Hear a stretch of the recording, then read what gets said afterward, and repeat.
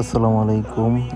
এই বাংলাদেশি ভাইটা বাহরাইন একটা বিশ্ববিদ্যালয়ের মধ্যে ৩০ বছর যাবৎ কর্মরত ছিল। তো ৩০ বছর পর তিনি যখন দেশে চলে যাচ্ছেন, তখন বাহরাইন বিশ্ববিদ্যালয়ের শিক্ষার্থীরা তাকে এই সংবর্ধনা দিয়েছে এবং বিশ্ববিদ্যালয়ের পক্ষ থেকে তাকে এই সংবর্ধনা দিয়েছে। এটা হচ্ছে সেই বাংলাদেশি ভাইয়ের আসলে ৩০ বছর কাজের একটা প্রাপ্তি। আপনি আসলে যেই কাজ করেন না কেন, কাজটা যদি সঠিকভাবে করেন তাহলে এটার ফল আপনি একদিন পাবেনই। অ্যাকচুয়ালি আসল কথা হচ্ছে, সম্মান বাড়িয়ে দেওয়ার মালিক হলো আল্লাহ। তিনি চাইলে আপনাকে অনেক সম্মান বাড়িয়ে দিতে পারেন, আবার সম্মান কমিয়েও নিতে পারেন। যেটা হচ্ছে প্রুফ আপনার এই ভাইটা।